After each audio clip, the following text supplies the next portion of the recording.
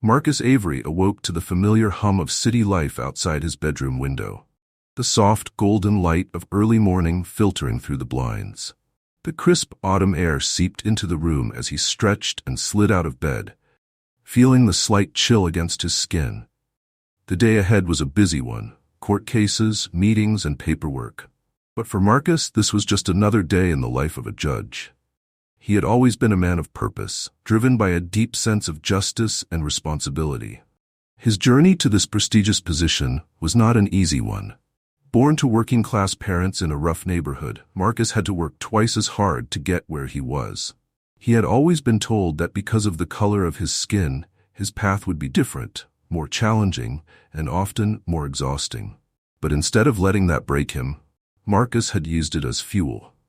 His father, a factory worker, had instilled in him the belief that education and integrity were the great equalizers.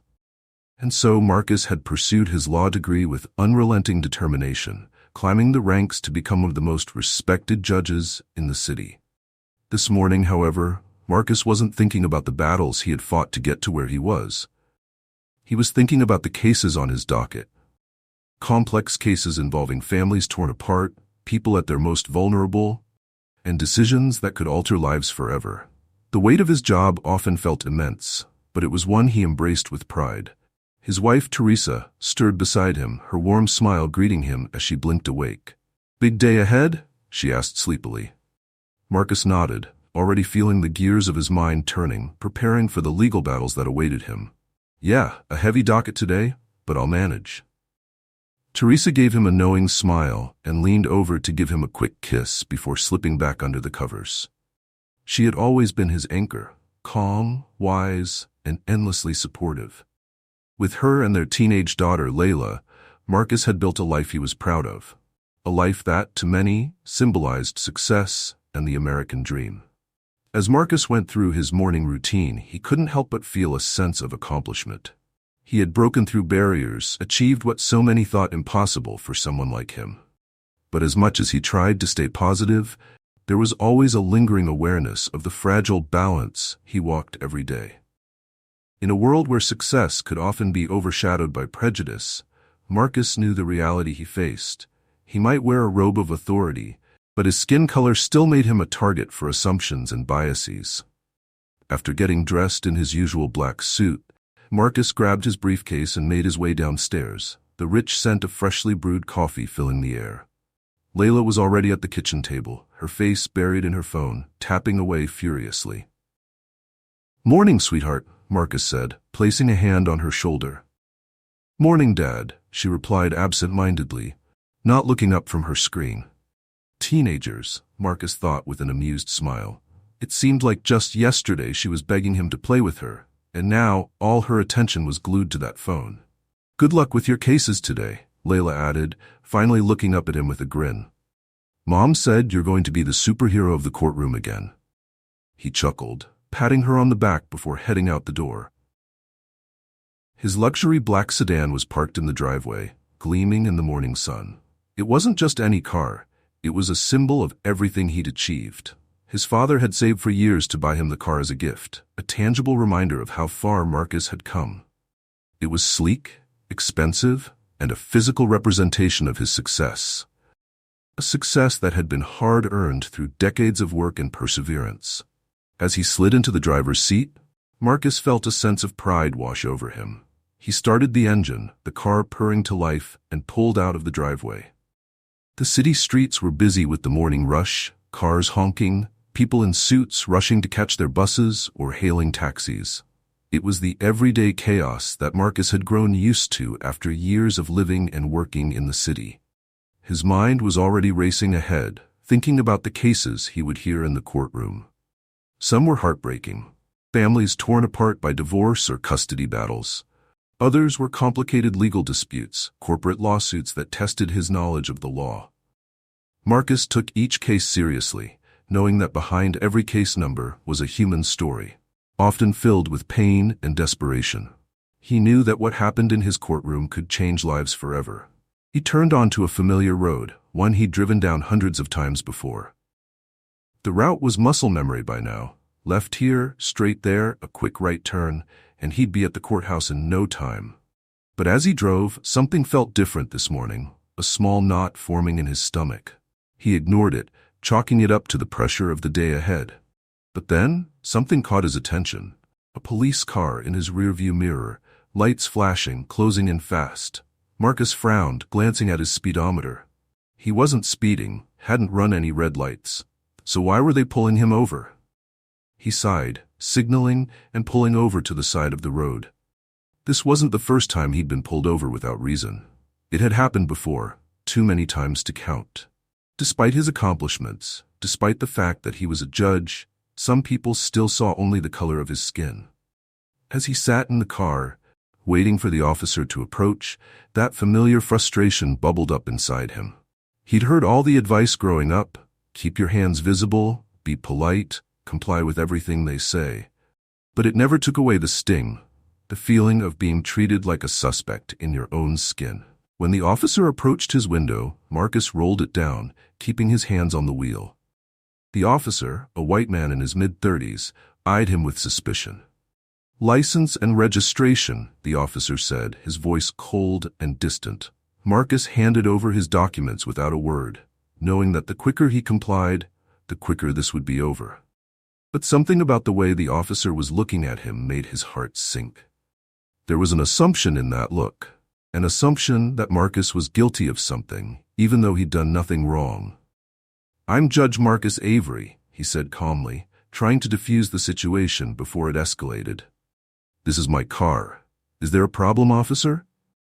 The officer glanced at Marcus's paperwork, but didn't seem convinced.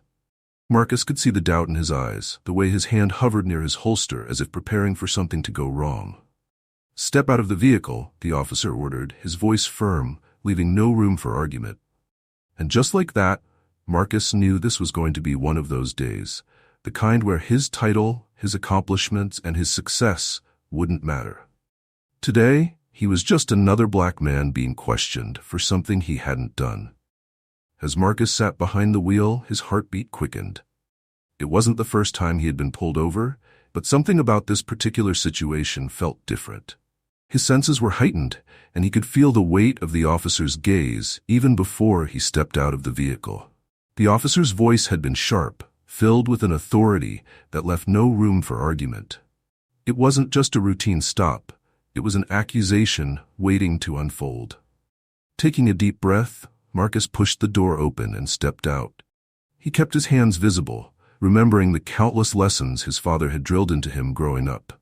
Stay calm, comply, don't escalate. Those were the unspoken rules he'd been following his whole life. But that didn't make the feeling any less humiliating. Officer Jake Peterson was tall and broad, with a neatly pressed uniform that added to his intimidating presence. His hand rested on his belt, close to his gun, his eyes fixed on Marcus with a look that spoke volumes. Suspicion, mistrust, and something Marcus had seen all too often: assumption. The officer was already convinced Marcus was guilty of something, and now he just needed proof to confirm it. "This car," Peterson began, gesturing toward Marcus's sedan, "matches the description of a vehicle reported stolen in a nearby neighborhood. You got anything you want to tell me?" Marcus felt the familiar knot tighten in his stomach. He'd been through this before. Just because the car he was driving was expensive, the assumption was that it couldn't possibly belong to him. He thought of the hours he'd spent in court, upholding justice, fighting for fairness, and yet here he was, being stripped of the very dignity he fought to protect in others. "This car is mine," Marcus said, his voice steady despite the rising tension. "The registration should show that. I'm Judge Marcus Avery. You can look me up in the system if you'd like." But the title of judge didn't seem to impress Officer Peterson. Instead of acknowledging Marcus's calm explanation, the officer stepped closer, his eyes narrowing. "Judge, huh?"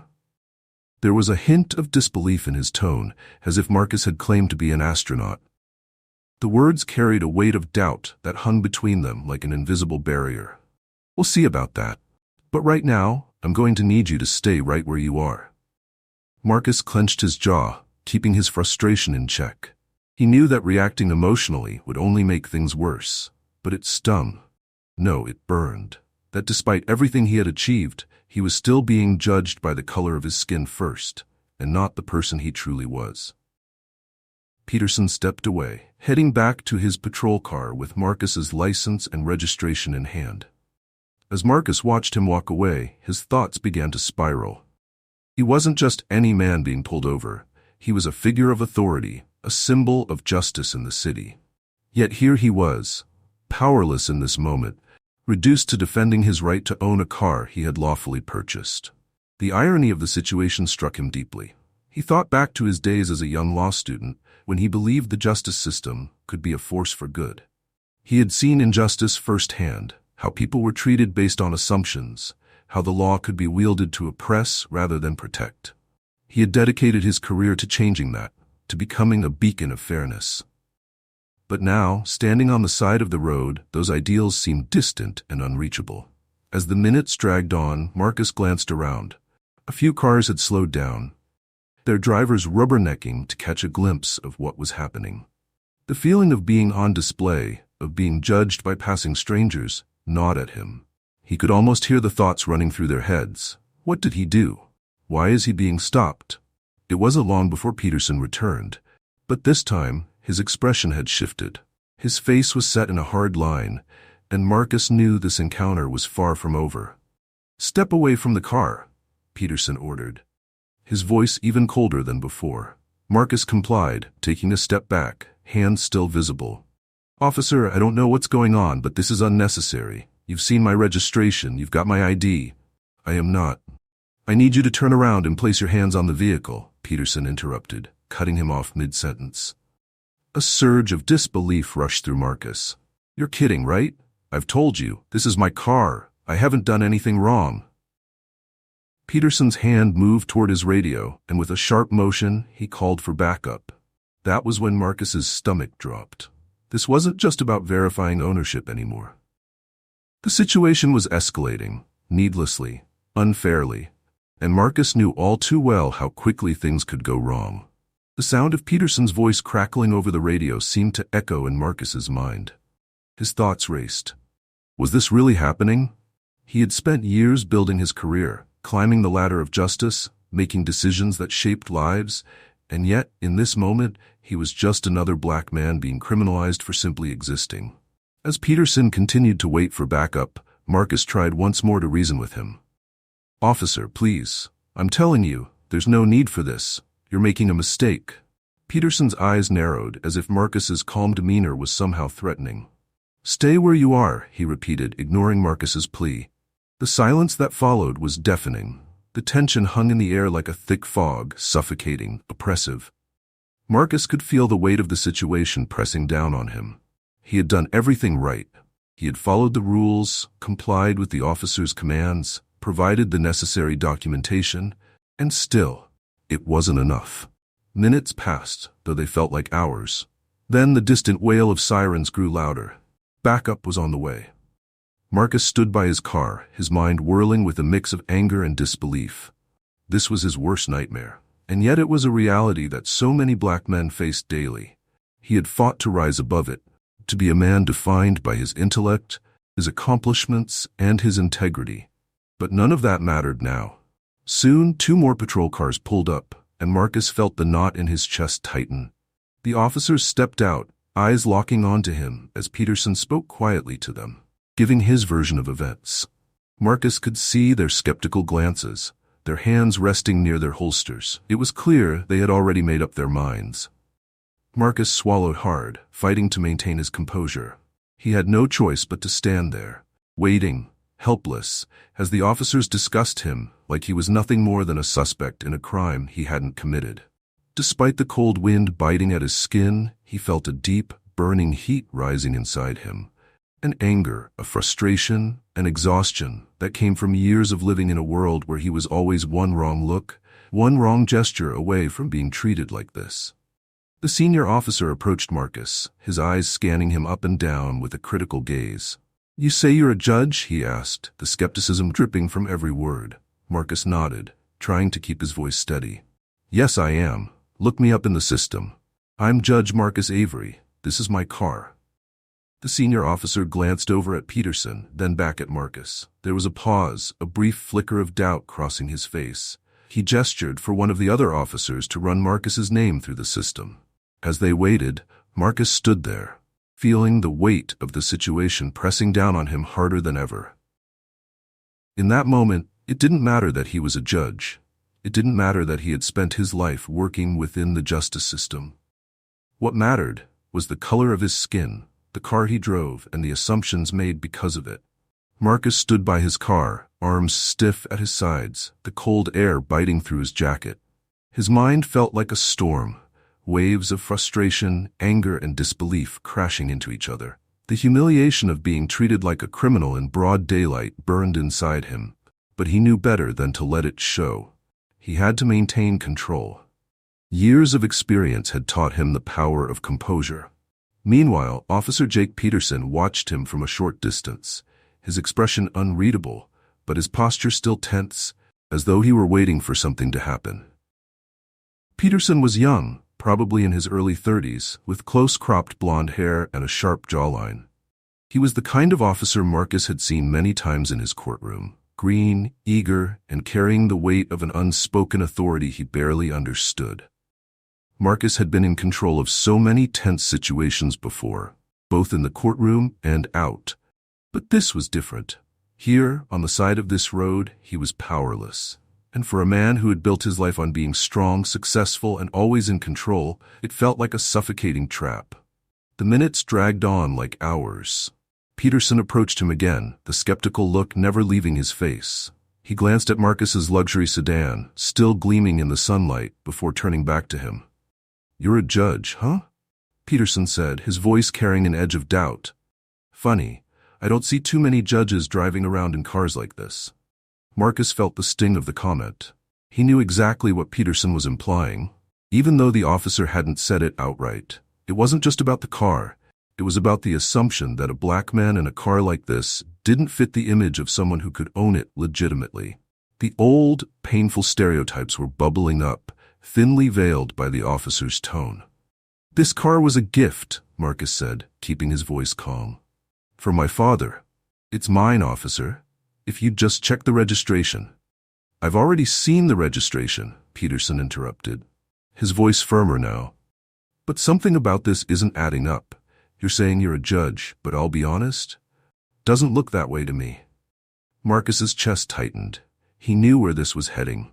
No matter what he said, no matter what documentation he provided, it wouldn't be enough to erase Peterson's suspicion.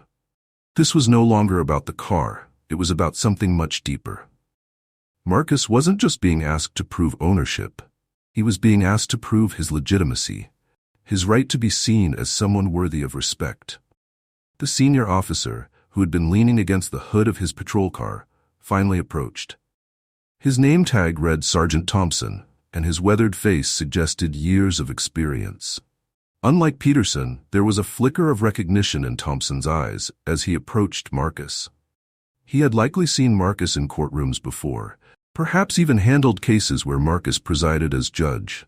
His posture was more relaxed, and he seemed less eager to escalate the situation. "Officer Peterson, hold on for a second," Sergeant Thompson said, his voice authoritative but calm. "Let me take a look at this." Peterson stepped back, crossing his arms, but the tension between him and Marcus was still palpable. Thompson turned to Marcus, looking him over carefully. There was something in Thompson's eyes, an acknowledgement, a hint of respect that Peterson had failed to show. "Judge Avery, right?" Thompson asked, his voice a little quieter, more measured. "I've seen you around the courthouse. I think we've crossed paths a few times." Marcus felt a wave of cautious relief. "Yes, that's me," he said, his tone still steady but grateful that someone was finally acknowledging his identity. "This is all just a misunderstanding." Thompson nodded slowly, but Marcus could see the doubt still lingering behind his gaze. "I'm sure it is, but we have procedures to follow. You understand that, right?" "I do," Marcus said. "But this has gone beyond procedure. I've given you all the information, the registration, my ID.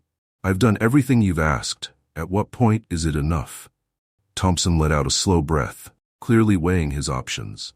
"You have to understand, when we get a call about a stolen car that matches a description, we have to take it seriously. You're driving a luxury vehicle, and we just got a report that one matching this description was stolen. You're a judge, I know, but you also know we can't ignore reports." Marcus nodded, but his patience was wearing thin. "I understand, Sergeant, but I've done everything by the book. If there's still doubt, you can check my credentials in the system. But this feels like more than just a misunderstanding now." Peterson, who had been silent for a moment, chimed in again, his voice cutting through the conversation. "We don't know for sure yet. It's not about him being a judge. It's about making sure the story checks out." Marcus couldn't help but feel the weight of Peterson's words pressing down on him. The officer wasn't just doubting the paperwork or the car. He was doubting Marcus's entire identity. Marcus, who had dedicated his life to the law, was now being questioned by it in the most humiliating way possible. He had been on the other side of this before, presiding over cases where defendants told their stories of being profiled, of being treated with suspicion simply because of who they were. And now, here he was, living that very nightmare. The silence between the officers stretched, thick with tension. Finally, Thompson turned to Peterson. "Let's run his name through the system one more time, just to be sure." Peterson hesitated but complied, walking back to his patrol car to run Marcus's information again. Marcus could feel his muscles tightening, the anger simmering just beneath the surface. He had done everything he was supposed to do. He had followed the rules, provided proof, and yet it still wasn't enough. It never seemed to be enough. As Peterson typed into the car's onboard computer, Thompson remained standing near Marcus, his posture more relaxed but still cautious. "Look, Judge Avery, you have to understand where we're coming from. We're not trying to make this harder than it needs to be, but that's exactly what they were doing." Marcus didn't say it aloud, but the thought screamed in his mind. "This didn't have to be hard at all," Thompson continued, his tone softer now. "I get it.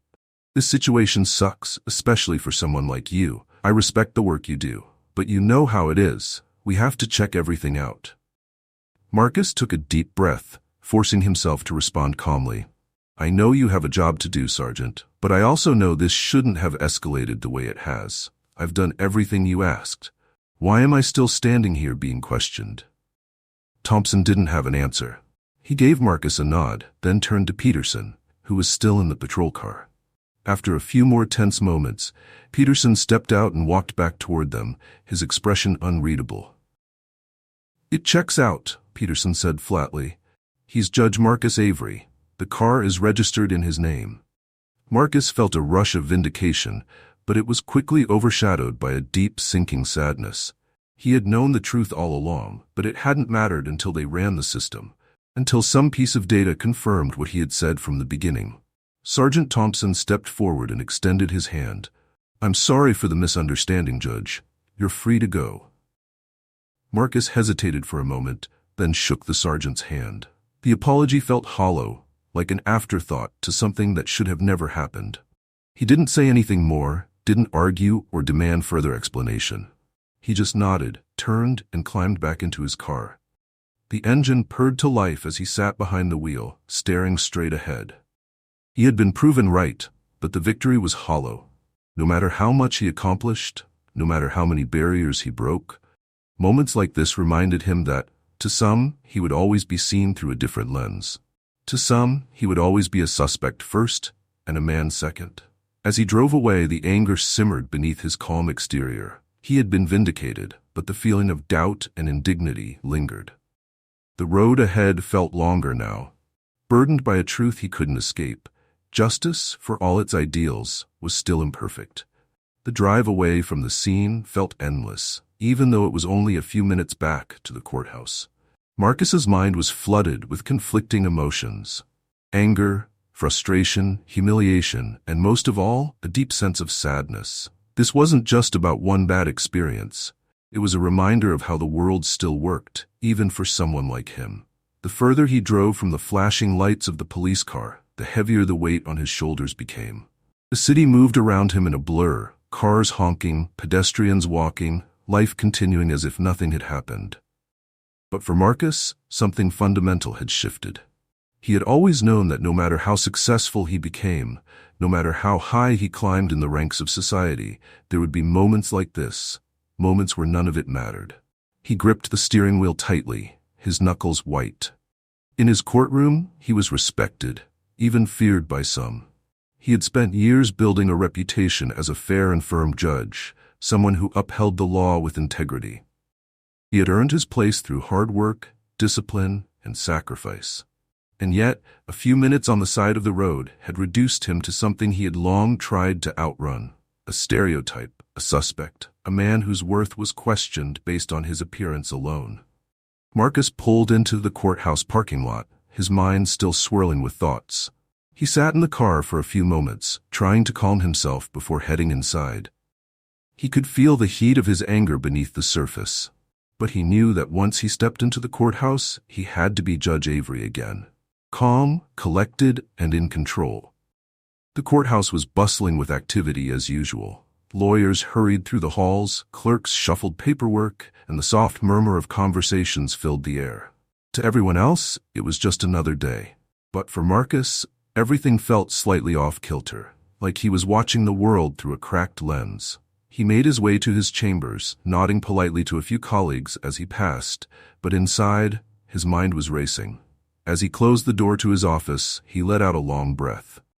The quiet of the room was a stark contrast to the noise in his head. He sat down at his desk, running his hands over his face, trying to shake off the lingering emotions from the encounter. But the truth was, he couldn't shake it. Not this time. Marcus's thoughts drifted back to his father, a man who had faced even harsher challenges in his lifetime. His father had grown up during the civil rights movement, had lived through segregation, and had been treated as less than human on countless occasions. Yet he had never let bitterness consume him. He had taught Marcus to work hard, to be better, to rise above the injustices. But what happened today made Marcus question whether that was enough. Had he truly risen above? Or had he simply found a temporary escape, one that could be yanked away at any moment with the flick of a police officer's lights? His phone buzzed, snapping him out of his thoughts. It was a text from Teresa. "How's your day going? Layla asked if you'd be home for dinner tonight." Marcus stared at the message for a moment, his chest tightening. He hadn't told Teresa about the incident. What would he say? He could imagine the look on her face if he tried to explain it. She would be upset, not just for him, but for what it meant for their family. They had both worked so hard to create a life where their daughter could grow up feeling safe, feeling like she could achieve anything. How could he explain to her that, even as a successful judge, he wasn't safe from being profiled and humiliated? "I'll be home," Marcus texted back after a long pause. He didn't have the energy to explain it now. Maybe later. Maybe after the day was over, after he'd had time to process it fully. As he set his phone down, there was a knock at his door. His clerk, Naomi, peeked her head in. "Judge Avery, your first case is ready. We're waiting for you in the courtroom." Marcus nodded, putting on his professional face, the mask of control he had worn for years. "I'll be right there." He stood up, straightening his tie in the mirror. The reflection that stared back at him was familiar, but today it felt different. He had always prided himself on being able to separate his personal feelings from his professional duties. But today, that line felt blurred. He couldn't help but wonder how many of the men who had stood before him in court, men who had claimed they were treated unfairly or racially profiled, had felt exactly like he did now. He had always been fair, always upheld the law to the best of his ability. But had he, in his pursuit of justice, ever dismissed the deeper pain behind those claims? Had he ever been too quick to trust the word of officers, to assume that the system was working as it should? As Marcus walked down the hallway to the courtroom, those questions gnawed at him. Today, he would sit on the bench, his black robe a symbol of authority and power. But beneath that robe, he was just a man, vulnerable, flawed, and deeply shaken by the reality he had faced earlier. The courtroom was already full when Marcus entered. Lawyers were gathered at their tables, clients sat nervously, and the air was thick with anticipation. He took his seat at the bench, glancing at the case file in front of him. It was a simple assault case, nothing too complicated, but as he scanned the details, his mind wandered back to the side of the road, to the flashing lights and the doubt in Officer Peterson's eyes. The case began, and Marcus forced himself to focus. He listened as the prosecutor laid out the charges, the defense attorney countered, and witnesses were called. But throughout it all, the memory of the morning lingered in the back of his mind. Every word spoken in the courtroom felt heavy, weighed down by the realization that justice, no matter how hard he worked to maintain it, was not as blind as he had once believed. At one point, a young black man took the stand, accused of getting into a fight with a police officer during an arrest. The prosecutor described him as aggressive, dangerous, someone who had lashed out without reason. The young man, dressed in a plain suit and tie, sat quietly, his hands folded in his lap. When it was his turn to speak, his voice was calm, but Marcus could hear the fear behind it. "I didn't resist," the young man said, his eyes wide and sincere. "I just asked why I was being arrested. They said I fit a description, but I hadn't done anything wrong. I just wanted to know why." Marcus's chest tightened again. Fit a description. The same words Officer Peterson had used earlier that day. How many times had those words been used to justify harassment, to justify suspicion? Marcus had heard it before, but had never felt as personal as it did now. The trial continued, and Marcus did his job. He listened carefully, weighed the evidence, and eventually made his ruling. But even as the case ended and the lawyers filed out of the courtroom, Marcus couldn't shake the feeling that something had shifted inside him. He had spent years believing that the law, though flawed, could be a tool for good. He had believed that by becoming a judge, he could make a difference, that he could help create a system that was fair for everyone. But today, he had been reminded that the system wasn't perfect, and neither was he. As the day wore on, Marcus found himself growing more and more quiet.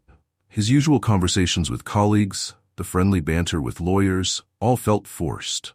He was going through the motions, but inside, he was still grappling with the realization that no matter how hard he tried to distance himself from the injustices others faced, he couldn't escape it. Not really. That evening, Marcus drove home in silence, the weight of the day heavy on his chest. The city lights blurred past his window, their brightness a sharp contrast to the darkness swirling in his mind. Despite the long day, the echo of the morning's encounter lingered, refusing to leave him in peace. It clung to him like a second skin he couldn't shed, a quiet reminder of how easily everything he had built could be stripped away. As he pulled into his driveway, the familiar sight of his house, a beautiful brick home nestled in a quiet suburban neighborhood, did little to soothe his restless thoughts. He sat in the car for a few moments, gripping the steering wheel, feeling a deep exhaustion that went beyond physical tiredness. It was the exhaustion of a man who had spent his whole life proving that he belonged, only to be reminded in a single moment that he could never truly escape the assumptions tied to his skin. The house was warmly lit from the inside, and Marcus could see his wife, Teresa, through the front window, setting the table for dinner. Layla, their teenage daughter, was sitting at the kitchen counter, headphones in, lost in her own world as she scrolled through her phone. It was a peaceful, ordinary scene. Yet, Marcus felt a pang of unease. How could he tell them what had happened? How could he explain that, despite all their hard work to build a safe, successful life, the world outside their door could still strip that away in a heartbeat? With a deep breath, he opened the car door and stepped out. The cool evening air hit him, but instead of refreshing him, it only amplified the chill he felt inside. He walked slowly to the front door, his footsteps feeling heavier with each step. As he opened the door, the familiar smell of Teresa's cooking filled the air, a welcome comfort after a day that had left him feeling anything but. "Hey, love," Teresa greeted him with a smile, her eyes lighting up as she walked over to kiss him. "How was your day?" Marcus hesitated, his heart aching at the sight of her warmth and her concern. He knew she could sense when something was wrong, and he wasn't sure he could hide it from her this time. But how could he burden her with this? How could he tell her that, no matter how much they achieved, they were still seen as less than? "It was a day," Marcus said softly, kissing her back. He forced a smile, trying to push the heaviness aside for just a little while. "You know how it is in court, busy, stressful. Teresa studied him for a moment, her eyes narrowing slightly. She knew him too well to believe that was the whole story. "You sure that's all?" she asked, her voice gentle but probing. Before Marcus could respond, Layla called out from the kitchen. "Dad, you made it home before dinner. You've got to try this new recipe Mom made. It's amazing." Marcus smiled at his daughter's enthusiasm, grateful for the distraction. "I wouldn't miss it," he said, walking over to join them at the table. Layla was already dishing out food, chattering about her day at school, the latest drama with her friends, and how she was excited for an upcoming art project. As Marcus sat down, his mind drifted in and out of the conversation. He listened to Layla, nodding along, but his thoughts kept pulling him back to the morning. To Officer Peterson, to the flashing lights, to the disbelief in the officer's eyes when Marcus had told him he was a judge. He glanced at Layla, her face glowing with excitement as she talked about her latest achievements in school. She was smart, talented, and driven, so much like him in so many ways. He had worked so hard to give her a life where she wouldn't have to face the same struggles he had. But today had reminded him of a harsh truth. No matter how much he protected her, the world outside would still see her through the same lens it saw him. After dinner, when Layla had gone upstairs to work on her project, Marcus and Teresa sat together on the couch, the soft hum of the television filling the silence. Teresa turned to him, her eyes full of concern. "You've been quiet all night," she said softly. "What's really going on?" Marcus sighed, running a hand over his face. He couldn't hold it in any longer. He needed to tell her. He needed her to understand the weight he had been carrying since the morning. "I got pulled over today," he began quietly, his voice heavy with emotion. "On the way to work." Teresa frowned, her eyebrows knitting together. "Pulled over? Why? Were you speeding?" Marcus shook his head. "No, I wasn't doing anything wrong. They thought the car was stolen." Her eyes widened, and he could see the shock and anger rising in her. "What? But, Marcus, that's ridiculous. How could they?" "They didn't believe me, Teresa, even after I showed them my license, my registration, even after I told them I was a judge." He paused, his voice thick with the weight of the experience. "They still didn't believe me. They called for backup, ran my name through the system, all because they couldn't believe someone like me could own a car like this." Teresa's face fell, her eyes filling with sadness. She reached out, taking his hand in hers, her touch warm but trembling. "Oh, Marcus, it doesn't matter how much we've achieved," Marcus said, his voice cracking slightly. "It doesn't matter that I'm a judge, that we've built this life. To some people, I'll always be just a black man who's in the wrong place, doing the wrong thing." Teresa leaned into him, resting her head on his shoulder, her own tears beginning to fall. "I'm so sorry, Marcus. You don't deserve that. None of us do." "I know," he whispered, wrapping his arm around her. "But it's the truth. It's the world we live in." They sat there in silence for a long time, the weight of the conversation hanging over them like a storm cloud. Marcus thought of Layla upstairs, blissfully unaware of the world that waited for her outside. How could he prepare her for that? How could he protect her from the same injustices that had followed him his whole life? Eventually, Teresa broke the silence, her voice soft but determined. "We'll get through this, Marcus. We'll keep pushing, keep fighting. For ourselves, for Layla. We can't let them win." Marcus nodded, his heart aching, but he knew she was right. They had come too far to let one moment of injustice define them. But the sadness, the anger, the frustration, they would always be there, lurking in the background, waiting for the next moment when the world reminded them of the sad truth. Later that night, Marcus stood by Layla's bedroom door, watching her as she worked on her art project. She was so full of hope, so full of potential. He prayed that the world would see her for who she truly was, and not for what it assumed her to be. But as he walked back to his own bedroom, Marcus couldn't shake the feeling that, no matter how much he hoped, there would be more mornings like today. There would always be moments when the world would refuse to see him, or his family, for who they were. The realization was bitter, but it was one he had long known. The system he had dedicated his life to serving, the justice he had sworn to uphold, it was flawed. And while he would continue to fight for change, to work within that system, there would always be moments when it failed him. When it failed them all. The lights in the house dimmed as Marcus lay down beside Teresa, staring up at the ceiling. He had been proven right in the end, but the victory felt hollow. The sad truth was, for all the justice he sought in the courtroom, outside of it, justice was still something that had to be fought for, day after day. As sleep finally began to pull him under, Marcus whispered to himself a promise he had made years ago. A promise he now had to renew. "I'll keep fighting. No matter what. For me, for my family, for all of us." But even as he said it, he couldn't help but feel the weight of the world pressing down on him. A world where, despite everything, justice was still not truly blind.